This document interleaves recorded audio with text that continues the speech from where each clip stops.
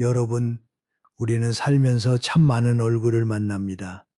웃는 얼굴, 점잖은 얼굴, 믿음직스러운 얼굴. 그래서 사람을 판단할 때 얼굴부터 보고 말부터 듣습니다. 그런데 가만히 생각해 보면 참 이상한 일입니다. 우리가 가장 크게 속았던 순간을 떠올려 보십시오. 그 사람 얼굴이 나빴습니까? 아닙니다. 말을 못했습니까? 아닙니다. 오히려 누구보다 환하게 웃고 누구보다 그럴듯하게 말했던 사람이었을 겁니다. 이분 평생을 연습할 수 있고 표정은 거울 앞에서 얼마든지 만들어낼 수 있습니다. 하지만 이 세상에 절대 거짓말을 하지 못하는 곳이 딱 한 군데 있습니다. 바로 그 사람의 손입니다. 손은 의식이 풀어지는 순간 주인의 허락도 없이 진실을 꺼내 보여줍니다. 오늘은 그 손 이야기를 좀 해볼까 합니다. 남의 손 이야기만이 아닙니다. 어쩌면 우리 자신의 손 이야기이기도 합니다. 지금 여러분의 손은 어디에 있으십니까? 무릎 위에 가만히 놓여 있으십니까? 따뜻한 찻잔을 감싸고 계십니까? 아니면 전화기를 쥐고 이 이야기를 듣고 계십니까? 그 손을 한번 가만히 내려다 보시지요. 손등에 흐르는 핏줄이 예전보다 도드라져 있을 겁니다. 손가락 마디도 굵어졌을 테고요. 혹시 왼손 약지에 반지 자국이 남아 있으신 분도 계실 겁니다. 반지는 벗은 지 오래인데 파인 자국만 희미하게 남아서 가끔 그 자리를 만지작거리게 되는 그런 손. 오른손 바닥에 굳은 살이 아직도 남아 있으신 분도 계시겠지요. 무엇을 그리 오래 쥐셨기에 살이 그렇게 단단해졌는지 굳이 여쭐 필요가 없습니다. 여러분의 손이 이미 다 말해주고 있으니까요. 그 손으로 참 많은 손을 잡으셨을 겁니다. 어떤 손은 따뜻했고 어떤 손은 차가웠을 것이고 어떤 손은 잡자마자 놓고 싶었는데 차마 놓지 못한 손도 있었을 겁니다. 그렇다면 한 가지만 여쭤보겠습니다. 지금까지 잡아온 그 수많은 손 가운데 정말 잡을 만한 손은 몇이나 되셨습니까? 오늘은 얼굴 이야기도 말 이야기도 아닙니다. 오직 손 이야기입니다. 어떤 손을 멀리 해야 하고 어떤 손을 끝까지 놓지 말아야 하는지, 그리고 무엇보다 우리 자신의 손을 어떤 손으로 만들어가야 하는지 그 이야기를 천천히 나눠보겠습니다. 그 전에 한 가지만 여쭙겠습니다. 지금 이 이야기를 어디에서 듣고 계십니까? 서울이신가요? 부산이신가요? 아니면 어느 조용한 시골 마을이신가요? 듣고 계신 그곳의 이름을 댓글에 적어주시면 고맙겠습니다. 어디에서 듣고 계시든 오늘 이야기가 여러분의 저녁을 조금은 따뜻하게 해드렸으면 합니다. 제가 아는 어른 가운데 오정희 여사님이라는 분이 계십니다. 올해 71이신 이분이 겪으신 이야기를 들으시면 여러분도 아마 고개를 끄덕이실 겁니다. 오 여사님에게는 하나뿐인 딸이 있었는데 그 딸이 어느 날 남자친구를 데리고 왔습니다. 첫인상이 얼마나 좋았는지 오 여사님은 속으로 우리 딸이 복도 많지 하고 감탄하셨다고 합니다. 키도 훤칠하고 인사성도 밝았습니다. 식탁에서 어른에게 물을 따를 때면 두 손으로 공손하게 잔을 받쳐 들었고 장모님 장모님 하며 잔을 건넬 때는 고개까지 살짝 숙였으니까요. 이런 사위라면 눈을 감아도 여한이 없겠다 싶으셨다고 합니다. 그런데 결혼 후 얼마 지나지 않아 딸이 아이를 낳았고 오 여사님이 한 달만 도와주시려고 딸네 집에 가셨습니다. 낮에는 아기를 돌보고 저녁이면 사위가 오기 전에 조용히 작은 방에 들어가 계셨죠. 문제는 그 어느 날 밤에 일어났습니다. 오 여사님이 아기 분유를 타려고 부엌으로 나오셨는데 마침 사위가 퇴근하고 들어오는 시간과 겹쳤습니다. 거실 불이 꺼져 있었으니 사위는 장모님이 부엌에 계신 줄 몰랐던 모양입니다. 현관문이 열리는 소리가 평소와 달랐습니다. 문을 닫는 게 아니라 밀쳐버리는 소리였습니다. 쾅 하고 복도까지 울리더랍니다. 오 여사님이 놀라서 숨을 죽이고 어둠 속에서 지켜보는데 사위가 들어오자마자 가방을 현관 바닥에 내던졌습니다. 아까 식탁에서 두 손으로 공손히 찻잔을 건네던 그 손이 가방을 집어던지는 것을 보는 순간 오 여사님의 등줄기가 서늘해지셨다고 합니다.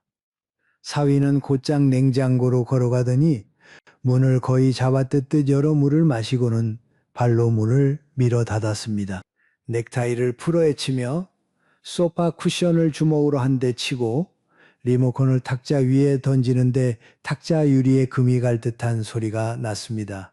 아까 장모님께 두 손 모아 인사하던 그 청년은 온데간데 없고 집 앞 물건을 원수 대하듯 다루는 사람만 서 있었습니다. 오 여사님은 어둠 속에서 그 뒷모습을 보며 다리에 힘이 풀리셨다고 합니다. 무서웠기 때문만이 아닙니다. 자기 자신에게 화가 나셨던 겁니다.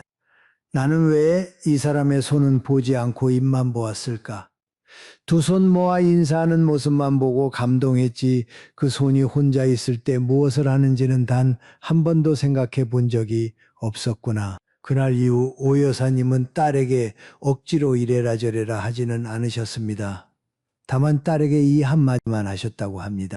얘야, 그 사람이 너 안 볼 때 물건을 어떻게 다루는지 한번 잘 보거라.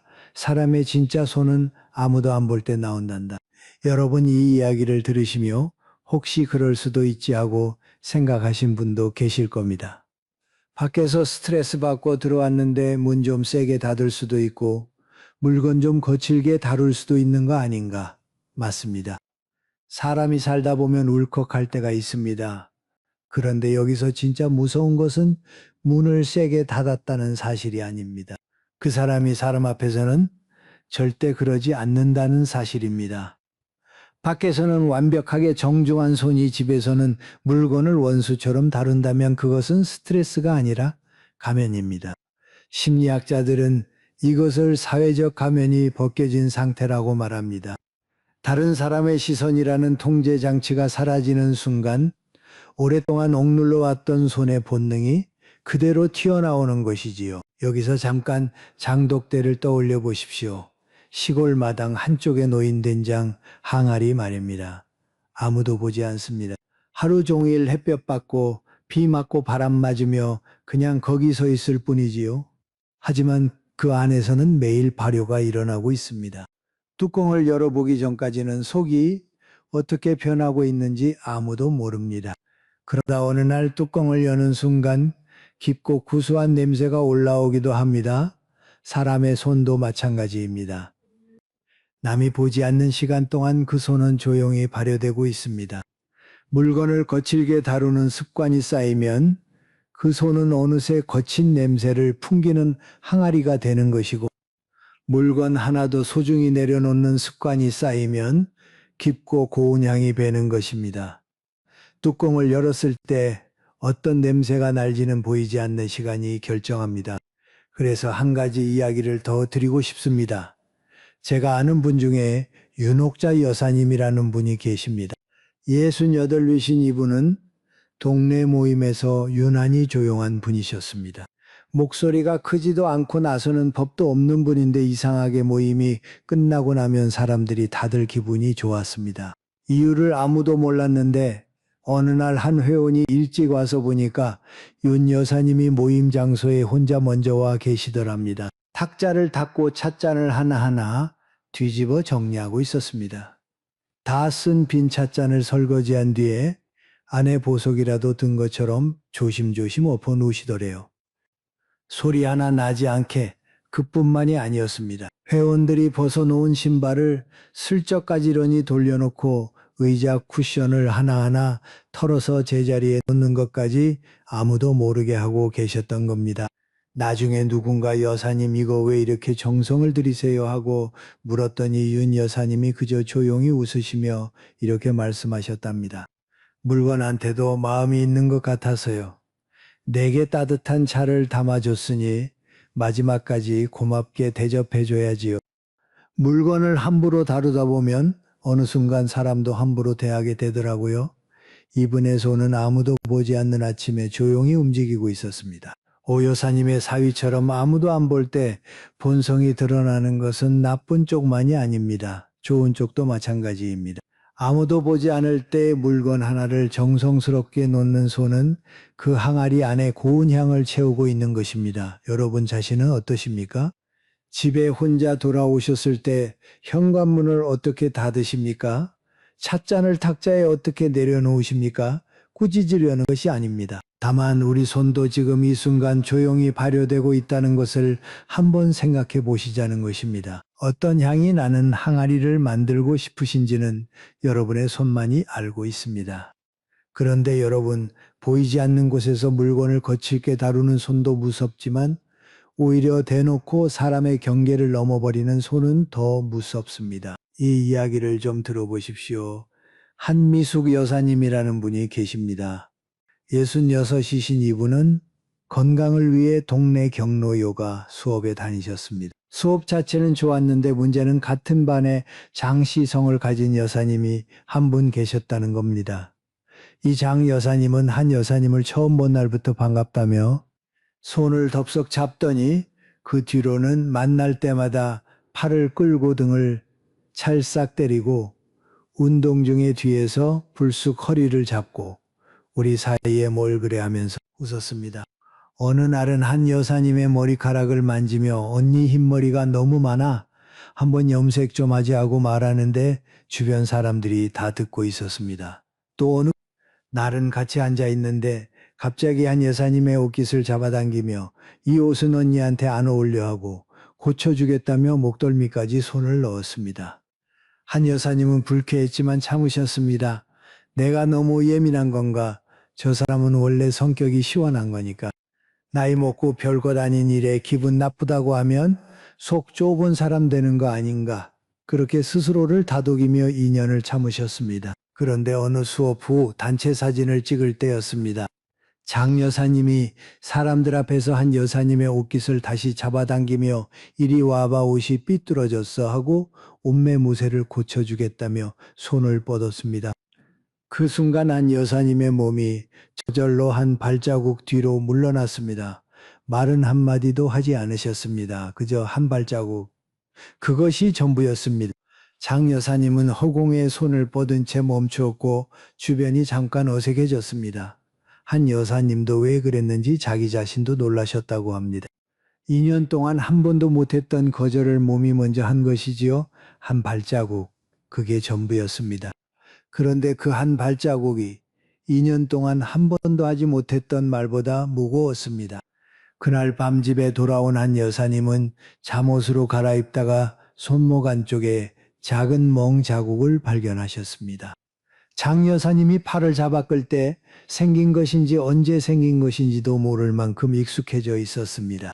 한 여사님은 그 작은 멍을 보며 처음으로 이런 생각이 드셨다고 합니다. 아, 나는 2년 동안 이것을 당연하다고 생각하며 살았구나. 흔히들 나이 먹으면 다 친구지 뭘 그렇게 예민하게 구느냐고 말합니다. 틀린 말입니다. 나이가 들수록 경계는 더 지켜져야 합니다. 왜냐하면 이 나이에 남은 시간은 젊었을 때처럼 넉넉하지 않기 때문입니다. 남은 시간 동안만이라도 내 몸과 마음을 내가 허락한 사람에게만 열고 싶은 것, 그것은 예민함이 아니라 마지막 자존심입니다.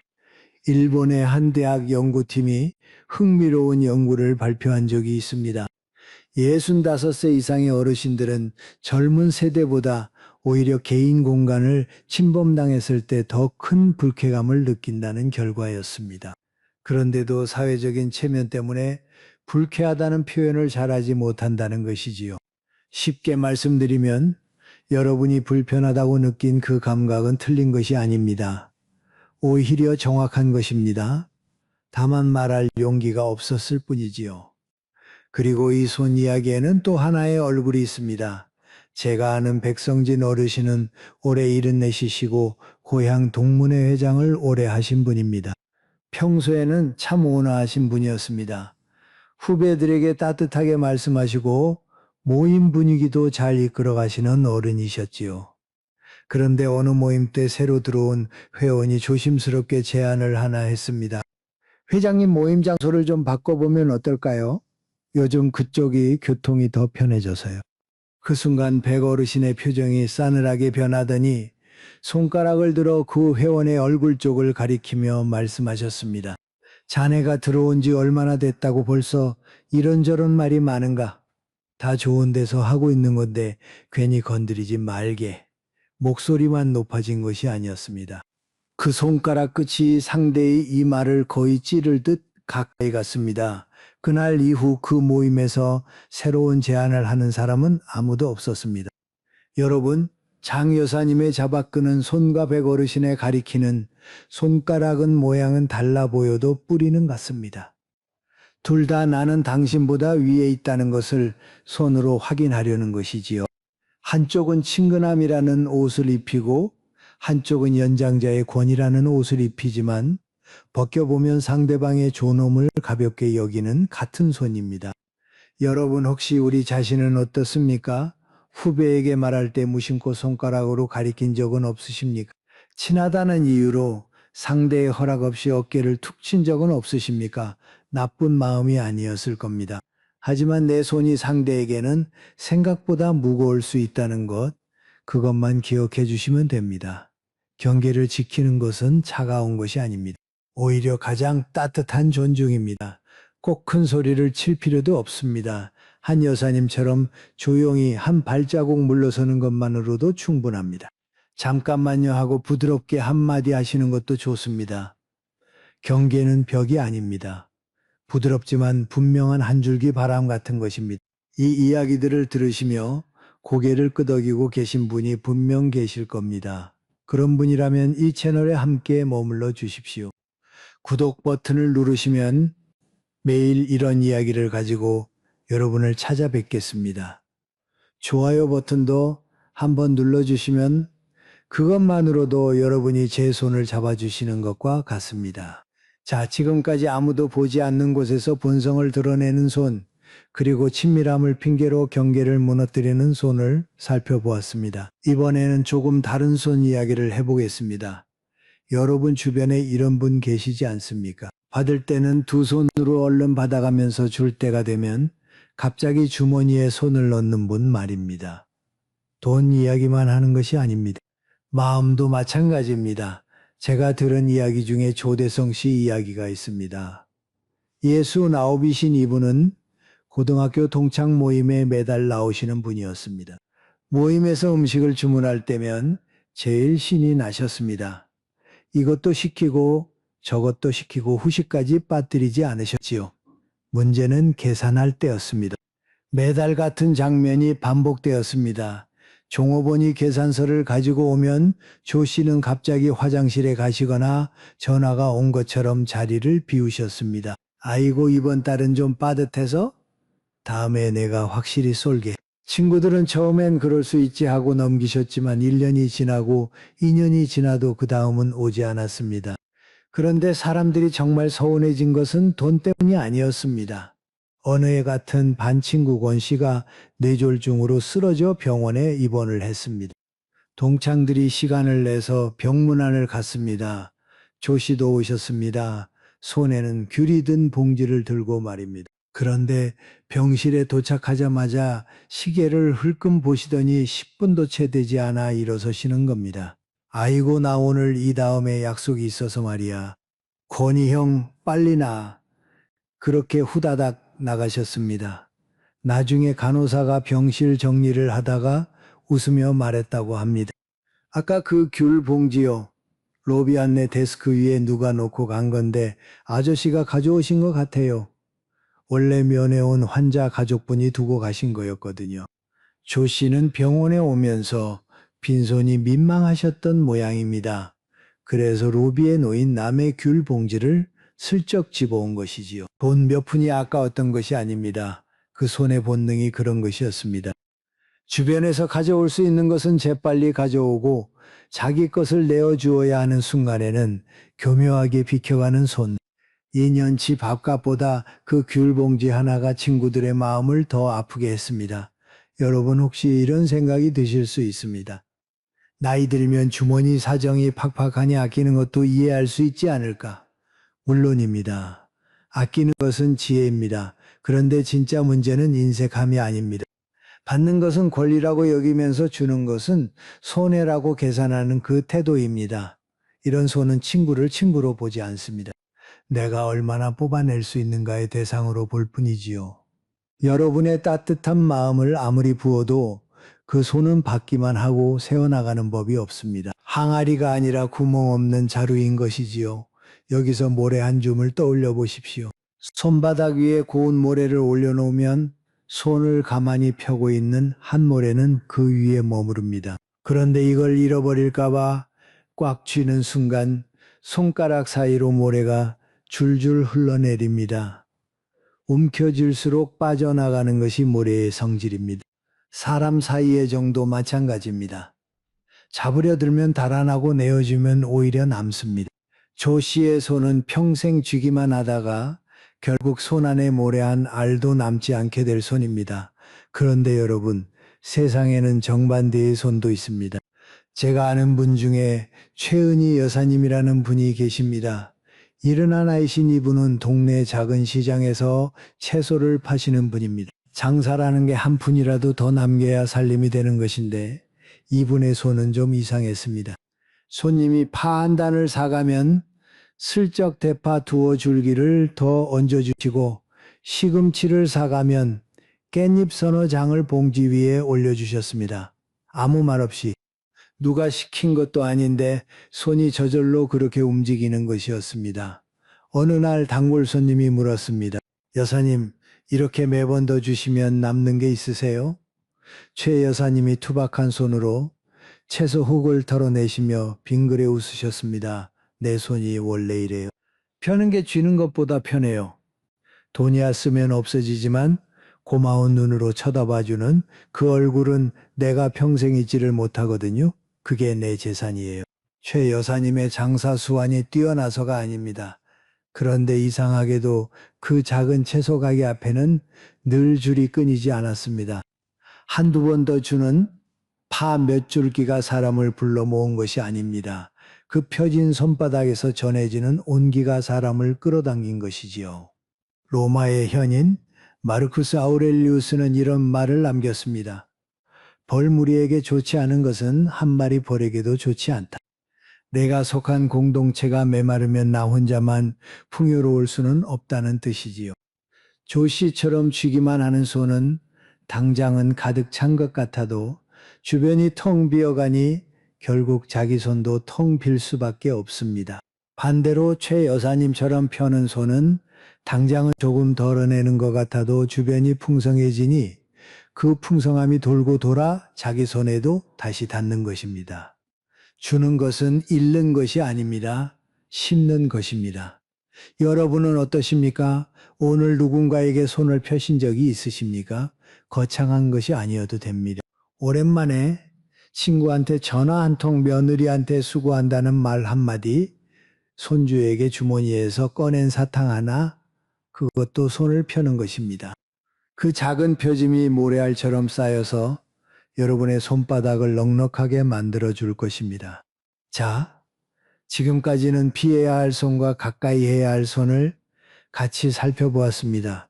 그런데 사실 인생을 살다 보면 좋은 손이든 나쁜 손이든 판단하기 어려운 순간보다 훨씬 더 절실한 순간이 있습니다. 그것은 바로 아무 말도 할 수 없을 만큼 가슴이 무너져 내리는 순간입니다. 그때 옆에 어떤 손이 있느냐가 남은 인생을 결정짓기도 합니다. 박재원 씨라는 분이 계십니다. 올해 73이시고 47년을 함께 하신 아내를 지난해에 보내셨습니다. 장례가 끝나고 빈소 조문객이 떠나고 집에 돌아왔을 때 세상에서 가장 조용한 저녁이 찾아왔다고 하셨습니다. 그때부터 전화가 오기 시작했습니다. 오래 알고 지낸 사람들이었지요. 재원아, 너무 슬퍼하지 마라. 사모님이 하늘에서 보고 계시잖아. 형 힘내셔야지. 시간이 약이에요. 형수님은 형이 잘 사는 걸 원하실 거예요. 다들 맞는 말이었습니다. 그런데 이상하게도 전화를 끊을 때마다 가슴이 더 텅 비는 느낌이셨다고 합니다. 왜냐하면 그 말들은 다 머리로 하는 말이었지 가슴으로 오는 말이 아니었기 때문입니다. 그렇게 일주일쯤 지났을 때였습니다. 저녁에 초인종이 울렸습니다. 문을 여니 송철이가 서 있었습니다. 군대 동기였습니다. 40년 넘게 알고 지낸 사이인데 이 친구는 원래 말이 없는 사람이었습니다. 성철이는 현관에 서서 박재원 씨의 얼굴을 한참 바라보더니 아무 말 없이 안으로 들어왔습니다.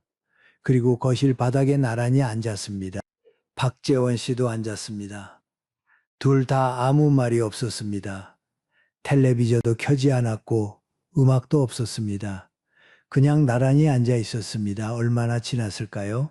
30분쯤 됐을 때 박재원 씨의 눈에서 갑자기 눈물이 쏟아졌습니다. 일주일 동안 장례 치르느라 조문객 맞느라 한 번도 울지 못했던 눈물이었습니다. 성철이는 고개를 돌리지 않았습니다. 그저 옆에 앉은 채로 투박한 손을 뻗어 박재원 씨의 등을 천천히 두드렸습니다. 토닥토닥 토닥. 한참을 그렇게 두드리다가 나직하게 한마디만 하였습니다. 많이 보고 싶지? 나도 그래. 그것이 전부였습니다. 위로의 말도 없었고 조언도 없었고 잘 될 거라는 약속도 없었습니다. 그런데 그 투박한 손등이 등에 닿는 순간 일주일 동안 아무리 들어도 닿지 않던 곳에 무언가가 닿았습니다. 그날 밤 성철이는 2시간을 앉아 있다가 일어서며 이렇게 말했습니다. 내일 또 올게. 그리고 정말 다음 날 또 왔습니다. 7일을 연속으로 왔습니다. 셋째 날에는 집에서 싸운 밥을 가지고 왔는데 먹어라 한마디 하지 않고 그냥 식탁 위에 놓고 맞은편에 앉았습니다. 박재원 씨가 숟가락을 드니까 그제야 자기도 숟가락을 들었습니다. 내일 또 올게. 이 5글자가 어떤 조문보다 따뜻했습니다. 위로는 말이 아니었습니다. 그저 거기 있는 것이었습니다. 우리는 누군가 힘들어할 때 뭐라고 말해야 할까를 먼저 고민합니다. 그런데 실은 무슨 말을 하느냐보다 거기에 있느냐 없느냐가 훨씬 중요합니다. 로마의 철학자 세네카는 이렇게 말했습니다. 불행한 자에게 주어지는 가장 큰 위안은 자신의 불행을 함께 짊어지는 사람이 있다는 것을 아는 것이다. 맞는 말을 해주는 사람은 많습니다. 하지만 아무 말 없이 옆에 앉아주는 사람은 드뭅니다. 가장 정확한 위로는 가장 정확한 말이 아니라 가장 정확한 자리에 있는 것입니다. 신경과학자들이 밝혀낸 흥미로운 사실이 있습니다. 한 사람이 고통을 겪고 있을 때 옆에서 누군가가 손을 잡아주면 두 사람의 심장 박동이 서서히 같은 리듬을 찾아간다고 합니다. 말 한마디 없어도 손을 맞잡는 것만으로 몸이 먼저 서로를 알아보고 같은 속도로 뛰기 시작하는 것이지요. 쉽게 말하면 손은 입이 하지 못하는 말을 할 줄 아는 것입니다.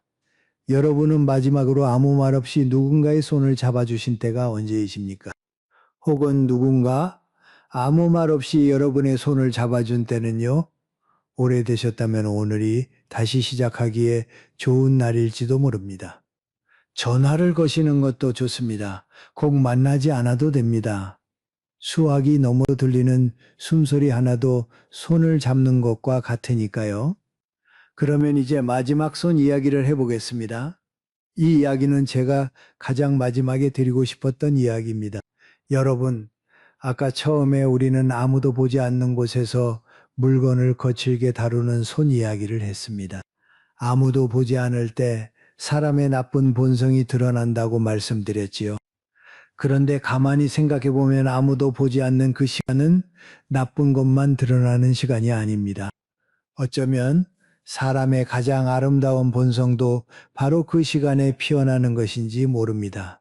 강순이 할머니 이야기를 드리겠습니다. 올해 75이신 이분은 서울 외곽의 작은 아파트 5층에 혼자 사십니다. 남편은 10년 전에 먼저 가셨고 자식들은 각자 살림을 차려나갔습니다. 혼자 사는 아파트라 아침이면 조용합니다. 그런데 이분에게는 8년째 하루도 빠지지 않는 습관이 하나 있습니다. 매일 아침 6시에 일어나 현관문을 열고 복도로 나와 5층 계단부터 1층까지 쓸고 내려가는 것입니다. 엘리베이터가 있는 아파트입니다. 계단을 쓰는 사람은 거의 없습니다. 그러니 누가 시킨 것도 아니고 누가 알아주는 것도 아닙니다. 관리사무소에서 한 것인 줄 아는 주민도 있고 경비 아저씨가 하는 줄 아는 사람도 있었습니다. 강 할머니가 한다는 것을 아는 사람은 아무도 없었습니다. 8년 동안 그랬습니다. 그러던 어느 겨울 새벽이었습니다. 3층에 사는 젊은 여자가 아기를 병원에 데려가려고 새벽에 계단으로 내려오다가 1층 계단 앞에서 강 할머니와 마주쳤습니다. 할머니는 두꺼운 패딩을 입고 모자를 눌러 쓴 채 꼬부라진 허리로 마지막 계단을 쓸고 계셨습니다. 입에서 나오는 하얀 입김이 어둠 속에서 작은 구름처럼 피어올랐습니다. 젊은 여자가 깜짝 놀라서 물었습니다. 할머니, 이 추운데 이게 무슨 일이세요? 누가 시켰어요? 강할머니가 빗자루를 잠깐 멈추고 웃으셨습니다. 아무도 안 시켰어. 그런데 말이야, 손이 아무 일도 안 하면 굳어. 아침에 빗자루 쥐고 쓸다 보면 손도 풀리고 다리도 풀리고 그래. 그리고 이렇게 쓸어 놓으면 아이들이 학교 갈 때 미끄러지지 않잖아. 손이 아무 일도 안 하면 굳는다. 그 말이 한참 동안 가슴에 남았습니다. 젊은 여자는 그날 아기를 안고 계단을 내려가면서 발밑이 깨끗한 것을 처음으로 의식했다고 합니다. 8년 동안 매일 밟고 다녔으면서 한 번도 누가 쓸어주는지 생각해 본 적이 없었던 겁니다. 나중에 그 이야기가 입소문으로 퍼지면서 주민 몇 명이 고맙다고 인사를 했더니 강 할머니는 오히려 손사래를 치셨습니다. 아이고 별것도 아닌걸. 나는 그냥 내 손이 심심해서 하는 거야. 고마울 것 없어요. 여러분, 강 할머니의 빗자루는 지금 4번째라고 합니다. 빗자루가 닳아서 바꿀 때마다 새 빗자루 자루에 작은 매듭을 하나씩 묶어 두신다고 하더군요. 왜 매듭을 묶으시냐고 물었더니 그냥 몇 번째 빗자루인지 내가 알고 싶어서 하고 웃으셨습니다. 아무도 몰라도 괜찮은데 나는 알고 싶다. 이 말 안에 이분의 모든 것이 담겨 있습니다. 세상이 알아주지 않아도 내 손이 한 일을 나만큼은 기억하고 싶다는 것. 그것이 이분이 8년 동안 새벽 계단을 쓴 이유였습니다. 여러분, 산에 가시면 큰 나무를 보신 적이 있으실 겁니다. 바람이 불어도 꿋꿋하고 비가 와도 서 있는 나무 말입니다. 그 나무가 그렇게 버틸 수 있는 이유는 줄기가 굵어서가 아닙니다. 보이지 않는 땅 속에서 뿌리가 사방으로 뻗어 산 전체를 붙들고 있기 때문입니다. 아무도 그 뿌리를 보지 않습니다. 나무 자신도 자기 뿌리를 보지 못합니다. 그런데 그 보이지 않는 뿌리가 없으면 산은 무너지고 맙니다. 강할머니의 빗자루가 바로 그 뿌리입니다. 아파트 주민 누구도 보지 못하지만 그 조용한 손길이 매일 아침 계단을 쓸어주고 있었기에 아이들은 미끄러지지 않았고 어른들은 깨끗한 계단을 당연하게 밟고 다닐 수 있었던 것입니다. 동양의 현인 노자는 이런 말을 남겼습니다. 가장 좋은 것은 물과 같다. 물은 만물을 이롭게 하면서도 다투지 않고 모든 사람이 싫어하는 낮은 곳으로 흘러간다. 물은 자기를 알아달라고 소리치지 않습니다. 그냥 낮은 곳으로 흘러가며 지나는 곳마다 적셔줄 뿐이지요. 강 할머니의 손이 그러했습니다. 알아달라고 한 적이 없습니다. 그저 매일 아침 빗자루를 쥐고 한 계단 한 계단 쓸어 내려갔을 뿐입니다. 여러분, 오늘 이야기에 처음으로 다시 돌아가 보겠습니다. 처음에 오 여사님의 사위는 아무도 보지 않는 곳에서 물건을 내던지고 발로 차는 손을 보여주었습니다. 아무도 보지 않는 곳에서 그 사람의 어두운 본성이 드러난 것이지요. 그런데 강할머니는 똑같이 아무도 보지 않는 새벽에 빗자루를 들었습니다. 아무도 보지 않는 곳에서 가장 밝은 본성이 빛난 것입니다. 같은 조건입니다. 아무도 보지 않습니다. 그런데 한 사람의 손은 부수고 한 사람의 손은 쓸어줍니다. 그 차이는 어디에서 오는 것일까요? 저는 이렇게 생각합니다. 그 차이는 재능도 아니고 교육도 아니고 돈도 아닙니다. 내 손이 누구를 향하고 있느냐의 차이입니다. 내 손이 오직 나만을 향하면 세상 모든 것이 귀찮고 거칠어집니다. 하지만 내 손이 누군가를 향하면 빗자루 하나 쥐는 것도 기꺼운 일이 됩니다. 강 할머니는 아이들이 미끄러지지 않기를 바라는 마음으로 빗자루를 쥐셨습니다. 그 손은 자기를 위한 손이 아니라 남을 위한 손이었기에 8년이라는 세월을 버틸 수 있었던 것입니다. 여러분, 남의 손을 보기 전에 우리 손을 먼저 한번 보시는 건 어떨까요? 누군가의 나쁜 손을 가려내는 것도 중요하지만 그보다 먼저 내 손을 다른 사람이 잡고 싶은 손으로 만드는 것이 더 중요하지 않겠습니까? 거창한 일이 아니어도 됩니다. 아침에 현관 앞 신발을 가지런히 놓는 것, 식탁 위를 한 번 더 닦아주는 것, 엘리베이터 버튼을 뒷사람을 위해 잠깐 잡아주는 것, 그 작은 손놀림 하나하나가 모여서 여러분이라는 사람의 향기를 만들어 갑니다. 그리고 그 향기를 맡은 사람들이 여러분의 손을 잡으러 올 것입니다. 자, 오늘 우리는 참 많은 손을 살펴보았습니다. 이제 그 이야기들을 가만히 정리해 보겠습니다. 아무도 보지 않는 곳에서 물건을 거칠게 다루던 손은 그 사람이 가면 뒤에 숨겨진 본성이었습니다. 그 손이 보여준 것은 단 하나, 사람 앞에서의 정중함은 연기일 수 있다는 진실이었지요. 친밀함을 핑계로 내 경계를 넘어오던 손은 친근함이 아니라 지배였습니다. 그리고 우리에게는 조용히 한 발자국 물러설 권리가 있다는 것을 한 여사님이 몸으로 보여주셨습니다. 받을 때는 두 손으로 덥석 잡고 줄 때는 꽉 움켜쥐던 손은 사람을 사람으로 보지 않는 손이었습니다. 반대로 최 여사님의 파 한 준처럼 아무 생색 없이 펴지는 손은 모래를 쥐지 않아도 모래가 머무는 손이었습니다. 아무 말 없이 등을 두드려주던 성철이의 투박한 손은 세상의 어떤 명언보다 깊은 위로였습니다. 가장 정확한 위로는 가장 정확한 말이 아니라 가장 정확한 자리에 있는 것이라는 사실을 그 손이 가르쳐 주었습니다. 그리고 8년째 새벽 계단을 쓸어 온 강, 할머니의 손은 아무도 보지 않는 곳에서 가장 환하게 빛나는 손이었습니다. 좋은 손은 박수를 받기 위해 움직이는 손이 아니라 박수가 없어도 움직이는 손이라는 것을 이분이 보여주셨습니다. 결국 오늘 이야기의 끝은 하나로 모입니다. 손은 거짓말을 하지 못합니다. 우리가 어떤 사람인지, 어떤 사람이 되어가고 있는지 그 대답은 우리의 입이 아니라 우리의 손이 하고 있습니다. 가장 아름다운 손은 칭찬받는 손이 아닙니다. 아무도 보지 않을 때에도 조용히 움직이는 손입니다. 그 손이야말로 이 세상에서 가장 정직하고 가장 품격 있는 손입니다. 여러분, 오늘 이야기를 들으시면서 혹시 떠오르는 손이 있으셨습니까?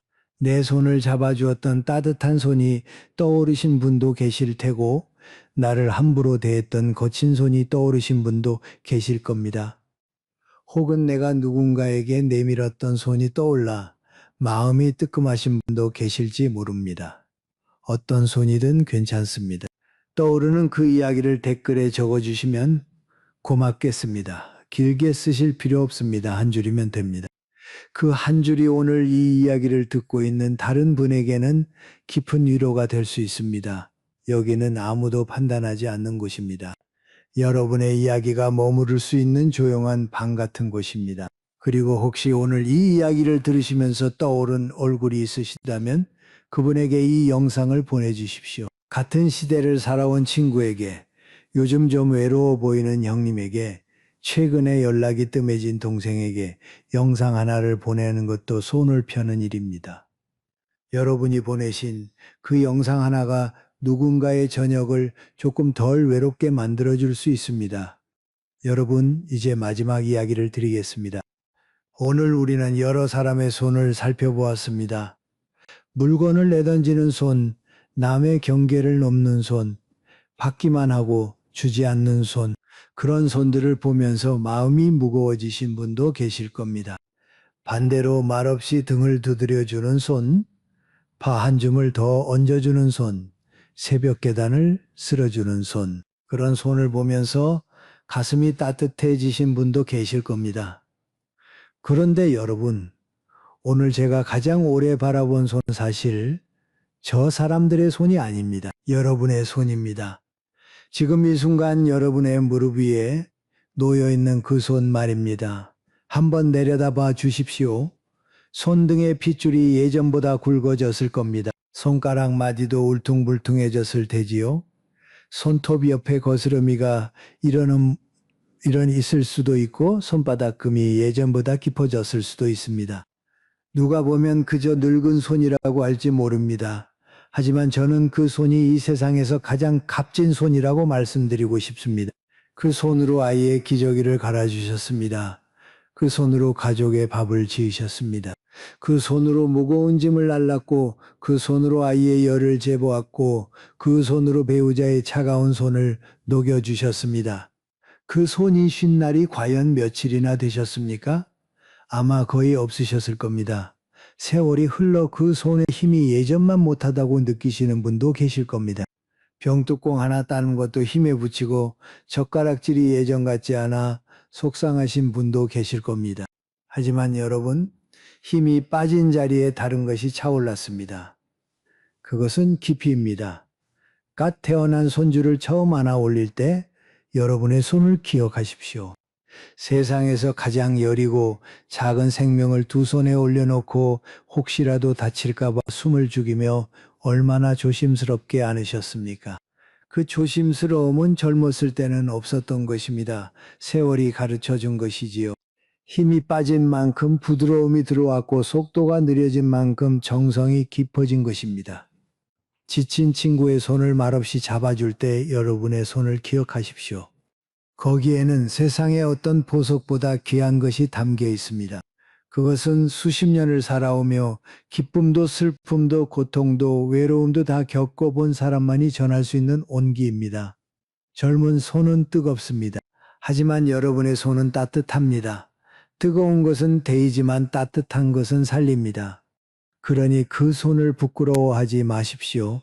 주름 졌다고 한숨 쉬지 마십시오. 그 주름 하나하나가 여러분이 사랑하고 견디고 일어선 날들의 지도입니다. 그 지도를 가진 손은 이제 더 이상 무엇을 움켜쥘 필요가 없습니다. 그저 펴시면 됩니다. 그 손이 펴지는 곳에 따뜻한 바람이 불 것이고 그 바람을 따라 여러분 곁에 좋은 인연들이 모여들 것입니다. 오늘 이 이야기를 마치기 전에 한 가지만 부탁드려도 되겠습니까? 지금 여러분의 오른손으로 왼손을 한번 잡아보십시오. 아무도 보지 않는 곳에서 조용히 그리고 그 손을 꼭 쥐어주십시오. 여러분의 그 손 주름지고 거칠어졌지만 그 손이 오늘도 누군가에게는 세상에서 가장 따뜻한 손입니다. 그리고 그 손의 주인인 여러분은 충분히 잘 살아오셨고 충분히 괜찮은 사람이시고 충분히 사랑받을 자격이 있는 사람이십니다. 오늘도 들어주셔서 고맙습니다. 내일 또 찾아뵙겠습니다. 여러분의 하루가 여러분의 손만큼 따뜻하기를 바랍니다.